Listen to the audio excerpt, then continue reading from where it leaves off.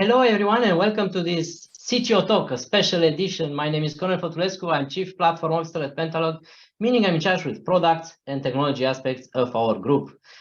And I'm very happy to have here a new CTO Talk, the event where we try to test our vision about the CTO, the ideal CTO. We've developed it through a series of sessions called CTO Fundamentals. We've done through 2 series already about it.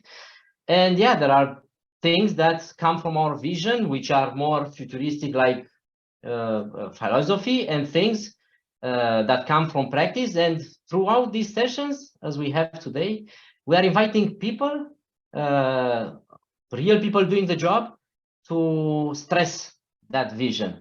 I currently have here today with us Christian. Christian, if you can join us, say a few words about yourself and the amazing company you represent. Yeah, so great to be here. My name is Christian Larsen, and I work as CTO of Marlin Equity Partners, which is a large software investor as a PE firm, investing in software companies across the world. Okay. All right. Since when? I've been with Marlin since January 1st this year. And before I came to Marlin, I worked at the Visma, which is one of the largest B2B SaaS companies in Europe. I worked there as a CTO for 3 years and had various positions within software engineering, also worked in the go-to-market side of a software product company for some years. So software has been my life so far, and I hope it will be my life for the rest of my life as well. Great, great. I have a question, the first one. In fact, I have a series of questions, and of course, dear audience, that's my half of a job well done. The other half is you can put your questions in the chat, in the Q&A module, and I'll interrupt Christian and ask for answers for your questions. So I will start with my first question. Technology strategy, business strategy. So please tell us, should they be the same thing? Yes, I think so. And the reason is, of course, that what we do on the technology side should ultimately be driven by what we want to achieve in the business. But there are sometimes a conflict there, right? Because the business can be a little bit short term, and that's when you see the friction between the business strategy and the technology strategy. But I think any company that is thinking in the long term will see that they actually are the same thing, and the goal of both is actually to serve the customer, but they just do it in different timescales, and that's, I think, where the friction occurs. Okay. So the same thing, dear audience. Hear that? Because we discussed a lot about the role of the CTO, and of course, even if we have our own definition, nobody really knows and can say that's the definition of a CTO. So as many CTO implementation, as many CTO roles. So please, Christian, tell us what's your definition of the ideal CTO? So first of all, I want to say it's actually a really tough job to be a CTO because it has actually become more difficult in recent years than it was before. In some aspects, it's become easier, right? We don't deal as much with infrastructure and sort of running the hardware as we used to. But in other ways, it's become more challenging. For example, when it comes to recruiting and retaining talent, it's much more difficult to get software engineers today than it was maybe go back 15, 20 years. So, and of course, the talent that you do hire have also higher expectations of the company and the organization and training and development, etc. So in that sense, it's become more difficult. I think there are also areas like security, which have become a more challenging problem in general. It's, we know that security, for example, the damages caused by cyber criminals is increasing by 15% per year. It's been about, I think, 10 years since cybercrime passed illegal drug trade as the #1 criminal industry in the world. And it's just a growing problem, and it's going to be for many years as more. And that means that a CTO has to be more aware and know what to do, how to protect yourself and your company and your products from cyber criminals. So that has become more difficult. And then there's a lot of expectations for you as a CTO. You know, you have to deal with technical debt efficiently. You have to deal with architecture. You have to be able to be a great communicator. And I think, again, the requirements there are higher now than they were. People want you to be a little bit of a visionary. And of course, nowadays, certainly you should be really good at LLMs and AI and machine learning as well. And on top of that, you have to deliver, you know, what you're promising to the organization, and preferably you should do that on time, scope, quality, and cost at the same time, which of course is impossible, but that's not something that the people around you will always understand. So it's actually a pretty tough job, and I think it's also been partially driven by partially of that pressure is coming from investors as well, because if you look at the valuations of software companies, they're much higher now than they were, you know, you go back 10 years or even 5 years. And that means that every, you know, euro you spend in your organization, well, that has a much higher valuation impact than it did a while back. And also every extra revenue the company can generate, also, especially if you're a software company, has a much higher impact than it did before. So it's become a tougher job. And I think the good CTO is one that can sort of balance all of those things at once, which is impossible because I've seen hundreds of CTOs, and I haven't met one that does all of those things to perfection. But I think fundamentally it's about, you know, taking care of your people, making sure that you have the basics in place, making sure that you're running your operation efficiently, and also having that space for innovation within your organization. And if you're able to balance those three, then I think you'll make a good CTO. Wow, so I have already so many questions just about this answer, but right. I will go with one of the questions because it links immediately. It's an anonymous attendee, and that's fine. What advice would you give to a person becoming CTO for the first time that is good at people management but very rusty technically? Oh, yeah. So I think if you're great at people management, that's actually probably, you know, a really good start, right? Because sometimes it's the other way around. That's, you know, someone who's really good technically and they become people managers. And, you know, people management is a little bit more, it's more soft skills. It's more about communicating. It's more about setting goals. You know, so and that can be challenging to learn on the job. But I think if your problem is that you don't have enough technical skills, well, I think, you know, that's a problem that can be solved, you know, and that the solution is quite simple. Just try to learn as much as possible, take courses, you know, look at what the engineers are doing, look at what other people in the industry are doing.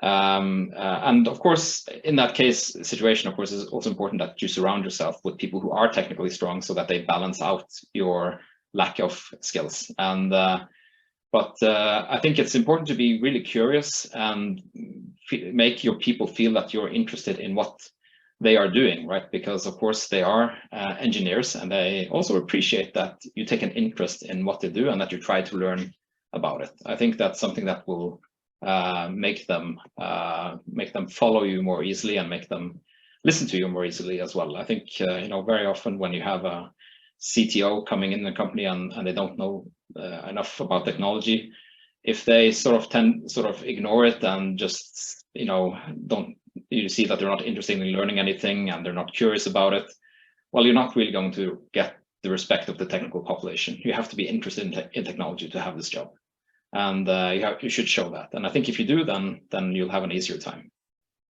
Okay. So dear audience, this is very important in the CTO talk. So we ask questions. Christian will answer from his experience, just to see how many possible answers are there. So I'm going to put a question which might sound strange, so I prepared you already for it. It's an extension of what you said, but I'm forcing it a bit. Have you seen a non-technical CTO doing a great job in the role of a CTO? I have, but I've never seen someone who wasn't interested or curious about technology succeed in that job. Because you're not going to get people with you. They're going to see someone who's not really interested in what they're doing, right? And who wants a boss that's not interested in what you're doing? No one. So you're not going to get the engagement that you need. And engagement is super important to get the results that you want to have. So I usually don't comment what you say. This is very important. I've also seen it, and it might sound strange. It can work. Now, is it what it should be done? It's a different question. Everyone should answer for himself as a company. But thanks for the answer, Christian. I will go to the next question. Yeah.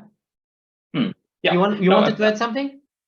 Yeah, I do think it can work, right? Because ultimately the CTO is, it's about getting, you're not actually sitting coding yourself. So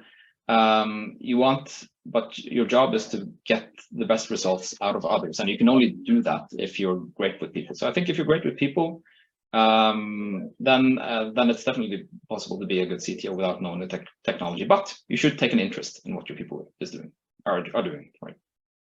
So I remember the sessions when we discussed with the executive officers what the CTO means as a role, and we go through all the dimensions, and we say at the beginning and at the end, there's no CTO, as you said it, that masters that end-to-end, 360 degrees.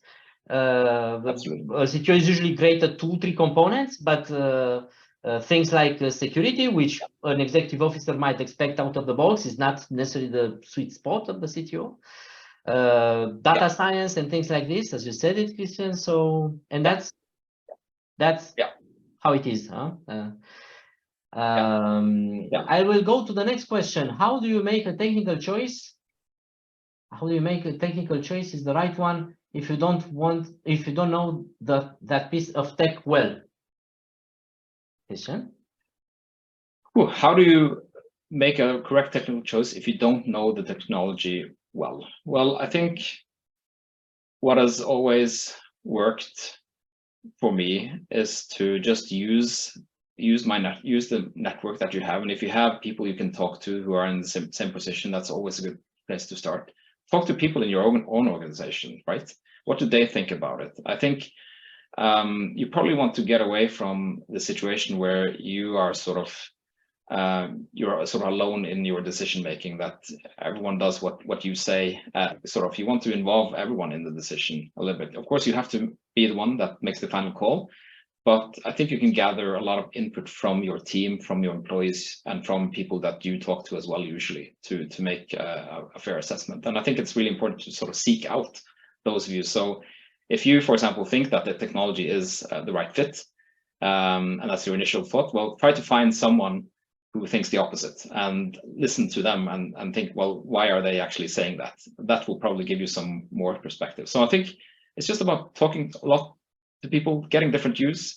And of course, also you have to learn about the technology, spend some time learning about it yourself as well. So, get your hands dirty, try it out, see what it's all about. And I think eventually, if you do those things, the decision will become clear eventually. Okay, interesting.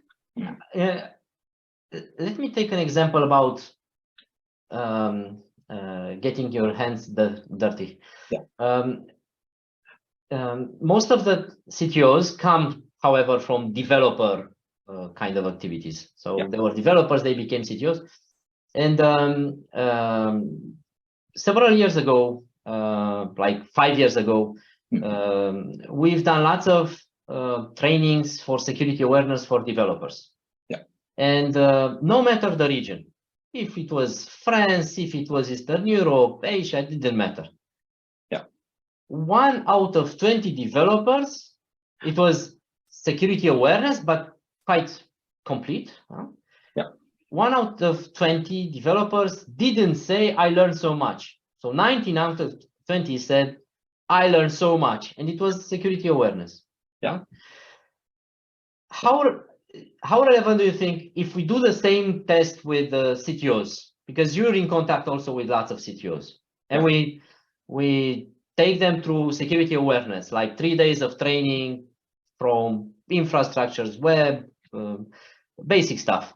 Do you think we keep the proportions or not? I think it will probably be similar. Yes, I think so. Because there are a few reasons for it, I think. So first of all, security has become a much more important topic today than it was before. And I think, back when the current CTOs had their education, for example, security was, a field for people who were had a special interest that wasn't really mainstream in a lot of the universities. So actually, a lot of the current CTOs aren't really trained that well in cybersecurity and computer security. So I think that's one thing. The other thing is, which I think sometimes happens, is that an organization, in addition to a CTO, has a CISO in it. And what I sometimes see, some CTOs that don't know security that well, they sort of outsource all the security work to the CISO. And the CISO is very often quite happy to take on that work because the CISO is, of course, the security expert, and they want to sort of be involved in everything related to security. The problem is that CISOs sometimes they come from companies that are not really software product companies. So they come from companies producing physical goods or doing other types of services, but not companies that actually made software. And I think software security it's a related animal to IT security, but it's a little bit different as well. It's kind of, I use the analogy of sort of running a factory quite often. So imagine you're running a factory making cars, right? One thing is sort of protecting the car factory from a breach. A little bit different question is, how do you make sure that you're making a secure car? And I think that last question is something that many CISOs aren't actually that trained in. You have to do so many things there. You have to secure your pipeline. You have to do code scanning. You have to know what your open source vulnerability or third-party vulnerabilities are. You should do things like inviting hackers to test out your system, penetration testing annually. You have to train your developers. And I think that some of those concepts are a little bit unfamiliar to CISOs. And they're also unfamiliar to many of the CTOs. So you get this sort of situation where the security of what you actually produce leaves a bit to desired. But I think very often the IT security part, like protecting the factory, that's very well taken care of always, because that's sort of what CISOs know how to do very well from before. But the aspect of sort of taking care of making sure that what you produce is actually secure, that's sometimes a little bit left behind in companies. And what I see in companies is that the initiatives around that are very often a little bit sporadic. So some companies will do code scanning, but they won't have a really secure build environment, for example. Some companies will train all the developers in secure coding, but they're not doing encryption at rest. So I see few CTOs that actually, it's a little bit all over the place, and few CTOs that I've seen at least do this very systematically and have everything in place that is considered to be the modern practices of building secure products. It recalled me a situation with a CTO we were working with, and he was, of course, European, and data privacy is very important, as for many countries, not just in Europe, of course, but also data sovereignty. And that was another topic that he needed to onboard. And then he was saying, we need this new experience about search, and they took Elasticsearch, and then he discovered that encryption at rest wasn't there. That was another project, and in 3 weeks he said, I'm going nuts. It's like there are so many assumptions, and there was an infusion of all these fields like legal, privacy, data, everything on his plate from and he was basically a CTO who was developer at the beginning, so that rings a bell a lot. It's difficult. I think you need some professionals. You need a CISO who sort of knows how to run the governance, and I think you also need people who are good at SecOps. To sort of take care of, to help you on that, because it's a complex topic, and it's a separate field in a sense. So that's what it's become. It needs. Okay. I'll take a break from my questions because there are two others I'd like us to take. One from Laurent.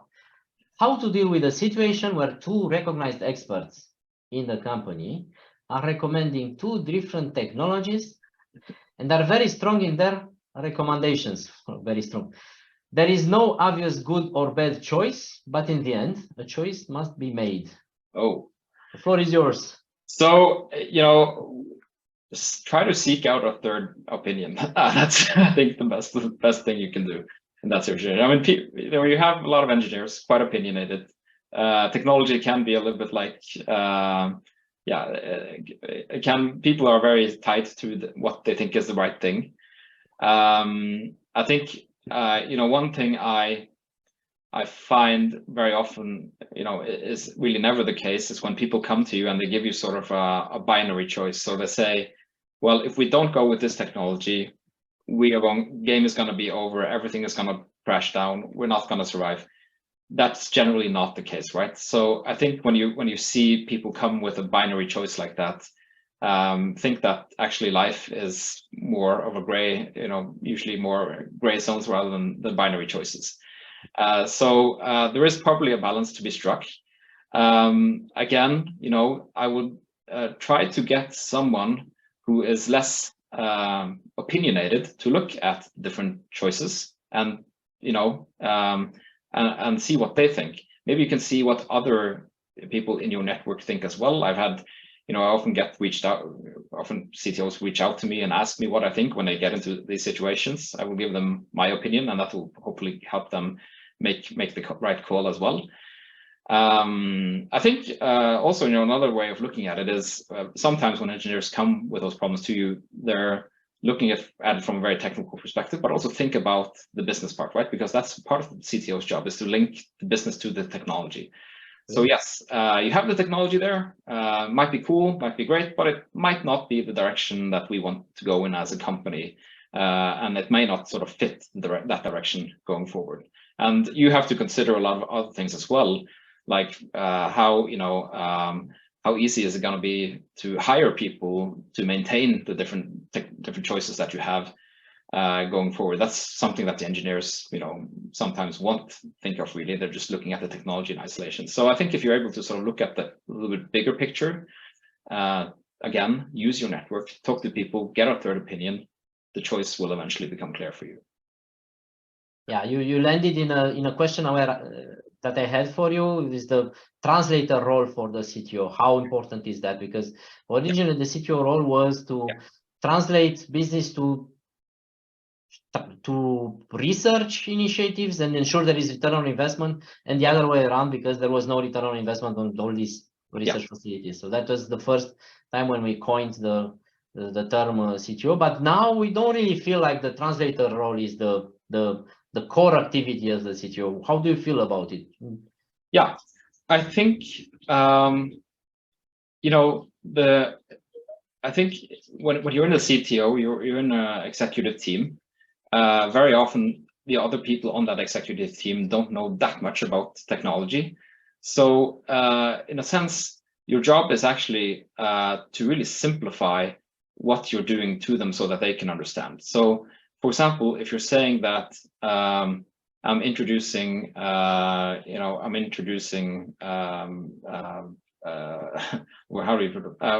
increasing the focus on DevOps now, and we're moving to the public cloud, and we're using this and this technology to implement DevOps. Very quickly you can become a little bit too technical, and they don't understand really what you're saying. So the job is more to simplify. So what are you actually really doing? Well, I'm making sure that we are developing the software more efficiently than we did before. Like that's a similar way of framing what DevOps, but something that a lot more people can actually understand. So try to sort of translate what you're doing within the technology to a language that the other people on your executive team, but also on the board, can understand. And I think if you do that really well, then you'll get the support, of course, of the board and the rest of the executive team, and they will more understand what you do. They will be more interested in what you're doing as well. Don't sort of try to hide what you're doing behind the technical jargon, because then you're just the R&D part, and I think that sort of isolates you a little bit from the rest of the business as well. So that would be that's been a good approach for me always. Like, try to explain it as simple as you can what you're doing. I think that and because remember, most of the world isn't that technically inclined to understand your language. Is there anything more simple for the executive management than costs and revenue? And yeah, I think so. I think so. For example, when we talk about security, well, that's really about protecting the downside risk of the company. We can talk about security, but it's actually reducing the risk of the company. So if you have a less risky company, that's always more worth than a more risky company. About efficiency, it used to be the case that the way investors looked at efficiency was, well, let's offshore all the personnel and let's cut the R&D department costs and let's cut the headcounts. But I think the way people more and more look at efficiency is like, how quick are you at responding to your customers? Do you have bottlenecks in your production? So kind of looking at it more like a factory rather than just a place where you cut costs, and look at how to optimize the factory in a sense, rather than just cutting your capacity, because that's the easy thing to do, and generally it won't really get you anywhere. And then of course there's a lot to innovation, right? So instead of saying that we had a hackathon, we tried out some cool things, try to sort of link that to potential revenue increases, potential future revenue increases. I think that link there is very important as well. So if you can link what you do to increased revenue, of course, reduce costs, that's always what companies want. But I think that's become less of a focus now than before, because people realize that you can't cut your way into growth. And if you cut an R&D department, ultimately you're jeopardizing the long-term sustainability of the company as well. So people look more to sort of see what initiatives are you taking to make your organization more efficient and more effective at what it does. And of course, then we have the security part, protecting the downside, right? You can talk about security, but you can talk about the way code scanning and training of developers and etc. But maybe it's more effective towards a board to talk about actually that you are protecting their investment, you're protecting the downside, you're reducing the risk of the company to make the company more valuable. Wow, that's a good answer for a board, right? That's what they want to hear, and that's something that they understand. Okay, I hope the audience appreciates the answer, and of course you can ask more questions about it. I will go to Xavier. How can you be sure that your team has the best skills to make the appropriate technical choices if you are not yourself a tech expert? I think the first question that we started with triggers all the other questions. Yeah. I think, sometimes companies underinvest in training their people.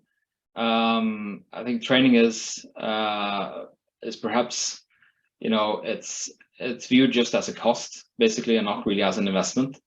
But the fact is that by training your people, by allowing them to take courses, learn something new, go to conferences, I think the return on investment of that is generally very high, because they will come in with fresh ideas for how to do things.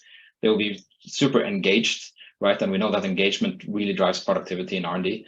So I think the best way to secure that your team is up to date is you have to invest in them, right? You have to send them the courses, send them the conferences, let them learn something, give them some time to read a book if that's what it takes. But make sure that you have a place that you're creating a place that allows, encourages, people to grow, and of course have them share what they find with each other and you can have local talks, and you can challenge people to sort of make a talk about a topic that they find interesting and that they learned about, and teach it to all the others. You want that learning culture in your organization, and I think it's sometimes seen as a nice to have, but it's actually quite critical, I think, for the long-term survival, because you don't want to be that company that just takes in someone and just exploits them for the knowledge they already have. You want to be the company that develops people into something that they, couldn't become anywhere else.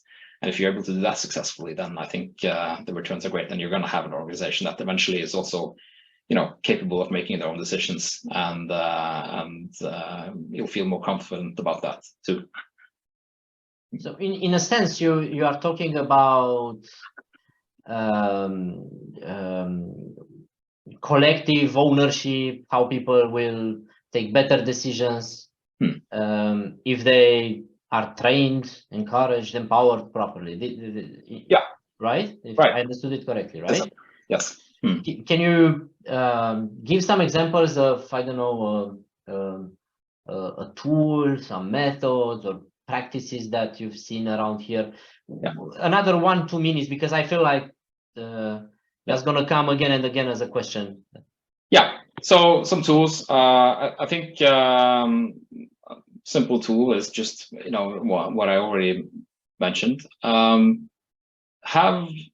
Arrange, maybe you could have short 15, 30-minute talks every Friday morning or bi-weekly, and have someone from the team talk about something that they recently learned about technology. And then you can actually just assign different people to do that at different times. And if they don't have a topic, well, then the job is to really find a topic that they want to learn about. That is, of course, still relevant to the work they're doing in some way, or relevant to technology in some way, but which just forces them to explore a little bit new things. And when they explore it, and if you can imagine, like if you get to have like maybe 30 of those talks every year, that's going to be like 30 super quick introductions to some new things that to everyone in the team that they didn't know, and the learning from that is going to be massive. So I think that's a pretty good practice. And another one is sort of I think it's just simple things like having a common library, like buy some books, and put them in the bookshelf and see what happens. Maybe some of your teams will actually start picking it up themselves and will start reading the books. And if someone is reading one of the books that you bought, well, have them teach that to everyone else as well. I don't think it has to be that expensive, actually. It just can be this sort of small nudges into learning something new and trying to grow. And of course, I think it's really important also to ask people, like, what is there anything you want to learn about that, and you feel that the company is actually catering to that need at the moment. And if that's not the case, well, then, you should fix it, because otherwise they'll probably go eventually somewhere else where they can learn more. And of course, the ambitious people will, they always want to learn more. So if you don't have that learning culture, probably going to end up with the people you actually don't want on the team, which is not going to get you anywhere. Yeah. Just to go this a little bit further with it, saying like people around here will try what you say, and they would get, I don't know, the opposite of it. No one engages with it. They, in this typical unfortunate situation, what would you recommend as the first step? Yeah. Well, if you tried a lot of different things and you have people who are not willing to learn anything new, I think it's important, of course, to ask them why are they not interested in learning anything. And if the answer is sort of passive, that they don't, then maybe I would ask, is it the right people you have on board? Do you want people? I mean, ultimately it comes down to an individual choice whether you want to do it or not. Companies can sort of cater and you can sort of nudge them in that direction, but it's an individual choice. Do you have people who want to teach new things? I mean, then you should maybe look at the type of people you hire, actually, because I think it's you'll end up with an organization that's not learning.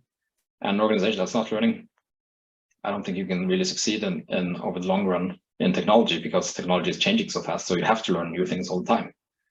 So it's kind of like that wouldn't be a good sign, I think, for your organization if that happens.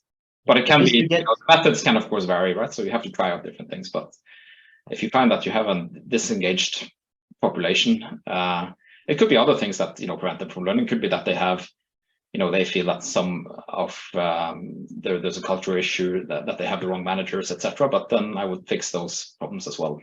Try to do that, because again, you have to have an organization that's learning in tech. It's impossible to survive in the long run without that, I think. Great. And I think we've been far enough on this track, dear audience. I will switch to other kind of questions. Are the number of years of experience of a CTO relevant for the CTO position, of a person relevant for the CTO position? Yeah. Well, good question. I don't think it's the only factor that matters, but I do think, and again, this is not completely necessary, but I do think it's important that you had, some kind of job where you were an individual contributor before, simply because you want to understand what it's like to be an individual contributor. It doesn't have to be a developer. I think might be a plus if it's a developer, but as we've seen as well, there are actually people who don't have a technical background that succeed as CTOs as well. But you want to have a little bit of experience under your belt, because otherwise you won't really understand what it takes to manage someone, how it is to have a boss.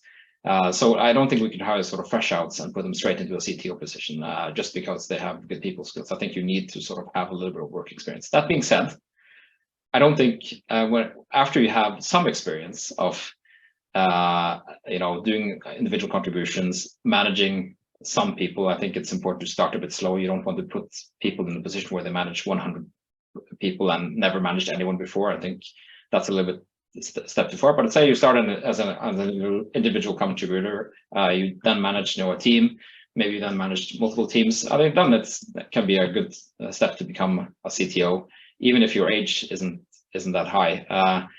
So I think very often, the younger CTOs, they have the drive, right, the speed, the agility. They can be great with people, and of course that is a big plus. Whereas the older CTOs, they can of course have those same characteristics, but they can also have more experience. They've probably built up a lot more scar tissue over time. So I don't think there's, I think then, it comes down to personality after you've had the initial few jobs, and age doesn't really matter. Like if you're 27 when you get the CTO job, or if you're 55, that doesn't really matter. It's more like your traits. Are you able to motivate people? Are you able to lead them? Are you able to deliver results? Those are the things that matter. And if you do that well, your age really doesn't matter, but you need some sort of foundational experience, I think, for the job. Yeah. Great. I'll go to the next question. I like the recommendations for teaching new things at team level. Did you put this in practice for remote teams? In some environments, we can have many remote team members. Interacting only through video call is not obvious for this kind of topic. It's a good question. Of course, it becomes more challenging when you have a remote team, but you can arrange a talk even if you're a remote team as well. You can have everyone gather on Zoom or Teams every Friday and talk about the topic that they learned, even if you're remote, right? There's another company that I know of that actually sent books home to people. So they ordered a set of books that people thought were cool, and then they sent a copy to home to everyone, and they sent different books to different people so that they would actually talk about different things. So I think you can work yourself your way around that as well. Of course, it doesn't have to cost much. It's the small things that don't take a lot of time, but use the power in your organization to learn, right? Because you have a group of very smart people, smart engineers, and it would be a waste for them not to learn from each other, right? So, and I think that can be certainly done remotely too, and it doesn't take that much. Yeah. Can you say something about the partnership with the executive management?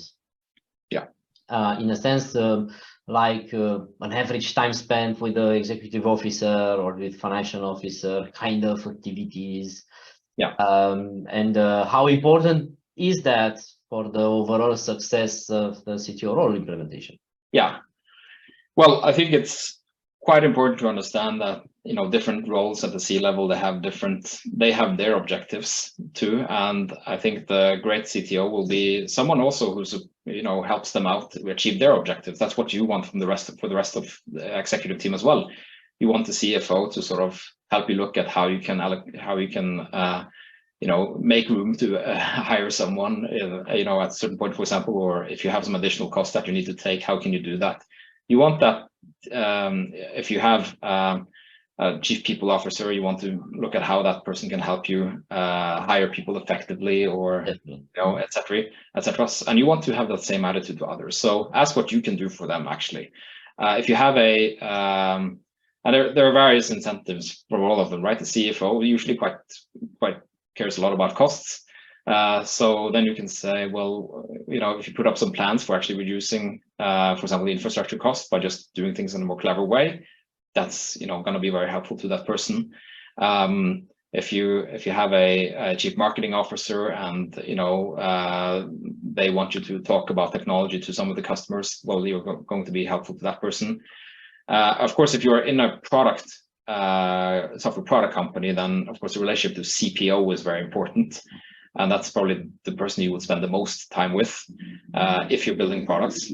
So that relationship is quite important. And there, I think the key thing is actually to make sure that your organization does not become sort of this factory that just takes what the CPO does and implements it in roadmap. You want actually the engineers to have that ability to influence what they're going to build as well. I think in the best organizations, a lot of the good ideas for the product actually come from the engineers. If you have good engineers that are learning, that are engaged, you know, that they will want to actually see their ideas come to life. So I think building that sort of trust with the CPO is quite important as well. And then when it comes to the CEO, of course, you know, the CEO primarily measured on results. How can you help deliver those results, right? And that's, of course, cost related to cost, but the cost shouldn't really be the focus. I think that's a little bit old-fashioned. You want to have a growing company. If you're not growing, then you're basically stalling. So how are the initiatives that you're doing helping the company grow and become more successful? And if you have a clear answer to that, then I think the CEO is going to be quite happy. Well. You've said something about how you can help the financial officer, executive officer. Yeah. But how can the executive team help you as a CTO? Yeah. So, you know, I think there's politics in all organizations, right? And I think the way for organizations to become less political is basically to make sure that to build trust between the team. And the way you build trust is, of course, to make people see that you are actually a person that wants to help others achieve success, and the others in the executive team as well. And I think if you do that, they will give back to you, right? So if you do the CFO a favor, then the CFO can help you if you have an extraordinary cost that's coming in, for example, or if you want to hire someone faster and you don't have the budget, then the CFO can help you out there. If you have, you know, something that the engineers want to do technically that they feel is very important, for example, changing technology in a part of the product, then of course maybe you need the CPO's buy-in, and if you have a high level of trust with that person, if you've done something to help that person succeed, then they will give you more leeway. So it's all about sort of creating a little bit of leeway for yourself and for your initiatives, because I think, you know, with the CEO as well, if the CEO feels that you are commercially oriented, that you care about the company results, of course, you as a technologist to think always in the long term, but you also understand the challenges faced by the CEO. Those are, you know, very often it's about revenue, cost, customers, but also, of course, longer term strategy. If you're a person helping out on that, then you have a clear vision you participate in the discussions with the CEO, have a vision for where you want to go, state your opinions, discuss, assist the CEO in crafting the strategy. You know, then the CEO will start helping you out as well whenever you need it. And you do need the support of that team because you're not working in isolation, right? Everyone is ultimately in the same boat in a company. So that's why I say that it's important to sort of have that mindset of helping out others, and they will start helping you. Before going to Simon's question about communication with the leadership team and the board, everyone has a favorite team.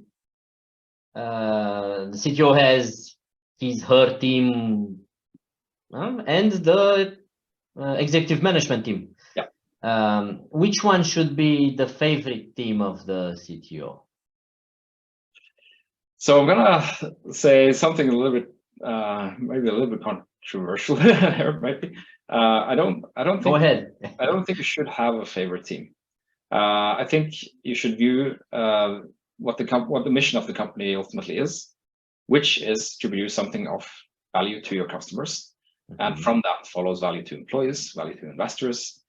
And that's the way a good CEO will look at a company. I think if you start sort of having these favorite teams, then you may start protecting them a little bit too much. And those interests basically between there will be a conflict of interest between actually what you want to achieve as a company, which is, you know, happy customers, and the interest of your team. It's important to take care of everyone, but sometimes you have to make some tough decisions. Sometimes there is a part of what you do that doesn't make that much sense anymore. Well, then you have to maybe actually cut that part out. that's a tough decision. I think if you choose a favorite team, and then you maybe sort of try to protect the team a little bit too much. And the problem with that is that you'll face pressure from the CEO, you'll face pressure from the board. They might view you as someone who is actually not taking care of the company's interest, but rather putting your team's interest first. I'm all about putting the teams high, but ultimately, like, you are there in a job to make the company successful. And that can be a bit difficult sometimes, but you know, do what's right for the company, and that's something that will lead you down to success, I think, eventually. Of course, I'm not saying not take care of your team. You should absolutely take care of your team. High engagement is very important, but always keep in mind that, you know, it's the company's interests that actually you know, pay the bills for everyone at the end of the day. Do you have an ideal ratio for an ideal company, time spent with the executives and time spent with the teams? Yeah, you know, I think nothing written in stone. An estimate. Well, so maybe you know, what a common thing is of course for the executive team to meet up every week for a few hours, and I would, you know, gather everyone into a room, discuss the entire business, what is happening, where do the different people need help, what do they see coming. You maybe find, you know, a place where you can help someone and you need help from others. So I think it's important that everyone sort of has a shared view of the business. Often, of course, when you know, you're going to communicate a lot about it. People are asking you all the time as CTO, right? What is happening in the company? And you want to make sure that you give the same answers as the other people in the executive team. Because if you have one message being sent to the sales team and another message being sent to the technical team, then, you know, people are going to get confused. So you want that alignment. So you maybe want to align with the executive team a few hours per week. And then, of course, it's important to have one-to-ones as well. I think, you know, at least I would want to have a one-to-one with the CEO every week for sure, just to make sure that you are aligned. And of course, then maybe a one-to-one with some of the other roles as well that are important, especially important to a CTO, like the CPO is very important. The Chief People Officer, if you have one, is important. The go-to-market side is also, of course, very important. So make sure that you stay in touch frequently. It doesn't have to be that long, I think. I think maybe, you know, if you do a half-hour sync and, you know, with the key individuals, plus, you know, a few hours or even less with the entire team, that can be sufficient, at least when you know each other already. You might have to spend a little bit more time in the beginning. And then the rest, laser focus on deliveries, making sure that your team is engaged, right? Making sure that everyone is working as efficiently as possible, making sure that you're driving innovation. You know, that's of course the main focus of the job. So Simon's question is very related to that. I don't know if something can be added more, but I'm going to read it, however. Do you have more recommendations about getting better in communication when it comes to the management team, leadership team, and board? Do you want to add something else to what you said? No, I can just say again, like, simplify the message, make sure that it's in a language that they understand. And sometimes we're working with technology, you know, it's detailed, it's hard skills, and make sure that you're able to sort of abstract yourself from that detail and explain the larger message about what you're doing. I mean, that's the really big trick. And I think as a good CTO, you want to be able to communicate at different levels. When you're communicating to the board, you're communicating in one way.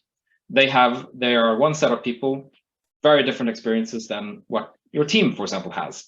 When you're communicating with an individual developer, you're talking about a completely different thing, right? You're talking about what you know, idea tools they're using and how they like it. You don't talk about that to the board. To the board, you're talking about what you are doing to make the company successful at a very high level that they can understand. Right? So the great CTO will you'll adapt your style to different people, and that also goes for the people in the executive team. And I think actually when you do that, the executive team really appreciates it, because, you know, they know that they're working for a technology company, but they don't understand technology. So they want someone to actually educate them a little bit, and that person can be you. And I think that will buy a lot of goodwill from them, which you can also, of course, utilize in your job. Christian, we have so many other questions from the audience, and of course, I also have another 20. So, and we have 9 minutes to go. So, and the last 2-3 minutes is going to be something that you share for the audience as a key message for those who attend the session. So let's try to put, I don't know, 1 minute per question. Huh? Okay. Yeah. Do you recommend to build competition within the team? It can help the teammates to learn new things and improve their productivity as well. Yeah, I think friendly competition can be a good thing, yes, but don't make it cutthroat, right? You have to have a little bit of a balance there. You still want the team to stick together and not sort of create these big wars between teams. So make it friendly, but I think friendly competition can be very powerful, yes. How do you approach questions about budgeting, especially when you don't have historic data or experience? From Simon. How do you express, okay, budgeting when you don't have historic data or experience? Well, I think, you know, as a CTO, when it comes to budgets, you really want to be in control of where your costs are. You want to know exactly where you're spending different money. And if you don't have that, or you make sure that you get it as fast as possible, right? You want to know how much are you spending on infrastructure, how much are you investing in the different teams.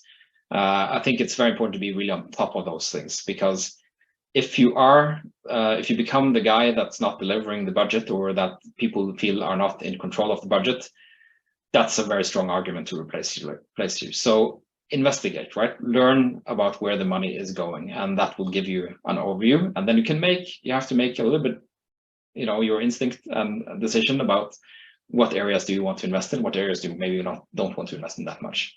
But get that overview. I think will be the best advice I could give in that situation, because you really want to be on top of it as soon as possible. What do you think about the CTO as a service working with multiple small companies at the same time? Is this something feasible and efficient? From El Mehdi Ayat. Good question. You know, it could be. I think you don't want someone who's working on too many companies at the same time. I think because you know, focus is very important in your job. I don't perhaps think it's a great permanent solution, but it could be a solution for some companies in some points in time. And of course, if you have someone really great and experienced, you know, it could work out. But be careful that it's difficult to have manager and build, you know, huge engagement over time when you have someone who is there once a week. I think that can be actually challenging over time, but it could work, you know, as a temporary solution for sure. Yeah. Another question from Nacho. What would be the best approach in case the company needs to pivot? You might have a committed, well-trained and effective workforce whose technical skills are suddenly not suitable for the next challenges. That's a tough situation to deal with, because you're turning around, you're pivoting. You know, I think it's very important for you as CTO to generate a picture very quickly in your mind. Where do you need to be in 6 months down the line? And draw out that organization and have a clear idea of what you need. And then you can make an individual evaluation of where do the various people that you already have fit in. What does it take to get them to a level where they fit into your new organization? Some people will be able to make that transition. You know, I've seen it happen before. There are people, you know, we've been through a lot of these pivots before. Some people, and I think this actually is not related to age at all. It's more about how open are you to learn new things. That you can find people who are 60 who are able to make that transition easily, and you can find people who are 25 and are just have a very hard time actually making transition like that. So I think I would say, so make an individual assessment of everyone, but have that clear picture of where you want to be in 6 months, and then you'll map it out. Some people will probably leave, which is fine, and then other people you have to recruit, and they will join the company. And a lot of people hopefully will stay as well, because you're able to grow them in the right direction. I have another question for you from myself, and then we will go to your conclusion, your advice for everyone else. About decision making. Sometimes it feels hard to find balance between taking the right decisions or too many decisions. Yeah. And we talk with developers and the teams to measure velocity, backlog items delivered or not, cycle times, things like this, but we don't really do this at the highest level of the organization, like with the executive management. Having a backlog there of decisions taken, the cycle time. Yeah. What's your take on it? That's a really good point. I think I think definitely the sort of executive teams have something to learn from the practices that we have in software engineering and that we developed over time. I do think that the same principles actually apply, right? Because what DevOps and short cycle times really enable you to do is to make a decision, and then if you find that that was the wrong decision, you can easily change it, right? Because it doesn't matter that much, because you can deploy a fix, in a few seconds, and it's gone again. So I think that the same thing applies to decision making at a high level. It's like you want to optimize for speed in absolutely everything you do. And it's very often what I find, it's better to make a decision fast than to spend a long time to make the perfect decision. Make a decision fast and then change it if it's wrong, rather than analyzing yourself, in forever, because that just makes the whole organization wait for you. It makes you slow moving. It makes you one of those companies that can't see change coming. Make fast decisions as fast as you can, as often as you can. But of course, there are certain types of decisions that are big and that cannot be reversed easily. You want to spend a little bit more time on those. Most decisions are not actually like that. Most decisions you can reverse, and those decisions you want to make as fast as possible, and then change them, of course, if they're wrong. And that's very important as well, that you do change the decisions that you make are wrong, that you see are wrong afterwards, but make decisions fast. But if decisions are quite fast to be taken, should they be for the highest level of the organization? Shouldn't the hardest kind of decisions should be for them? Well, yeah, I think so. I think that's why they are at the high level, right? Because they're able to make hard decisions quite fast without a lot of data. And they're very often correct in what they do. If you cannot don't have that ability, maybe you shouldn't be at the executive level, actually. That's the challenge of being at the executive level, that you have to do that. And that's a very difficult thing to do. But that's why we have executives. Yeah, that's their job. The job is not just to sit around watching whatever stuff. The job is to make tough decisions without data and make those decisions quickly. Christian, thank you a lot. We have so many other questions for you, and I'm sure if we continue, there will be many from the audience again and again. That's your minute, your last 2 minutes. If you have something, the thing that you would like the audience to take out of this session, what is that? Well, so first of all, thanks a lot for having me. And as I mentioned, I think really one of the traps that any manager, any CTO falls into when you're first starting the job is, of course, that you're not communicating enough and you're not adapting your communication to the different people that you talk to. So when you're talking to, for example, the board, it's really refreshing. And I've been on a lot of boards and I've seen a lot of CTOs present to boards. It's refreshing to have a CTO that comes in and talks about things that the board cares about. So what the board cares about are basically 3 things. 1, are you reducing the risk of the company? Yeah, you can have a lot of power to do that as CTO. 2, are you running as efficiently as you can? And that's certainly something that you can affect as CTO. And 3, are you innovating for the future? And I think a CTO that can communicate those 3 things in a concise way, in a way that's easily understandable to the board, will be a successful CTO. It's at least in the board size. And I think it's fundamentally, you want at the board level as well to see the energy, right? You want to see someone who actually cares about making the company successful, making your customers happy, and that to show that you actually have the ability to do that. And show that energy, show that you care about what the board cares about. I think that will make you successful in the board size. And then, of course, you have to, work with your own team and make them also look up to you, and you do that by training people, giving them autonomy, giving them freedom, but also giving them clear goals and direction. So, yeah, that's what Thank you a lot for your wisdom and experience. I hope people enjoyed it, the audience enjoyed it as much as I did. I hope there will be another session in 1 year to see if something changed, Christian, on your side. Maybe you answer differently to these questions. Maybe, probably. We're learning all the time, right? So. For the audience, there are lots of other videos like this you can explore for other very interesting people that I hope you've got used to in these CTO talks.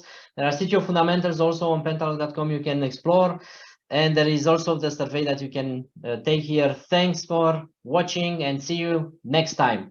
Bye. Thank you. See you.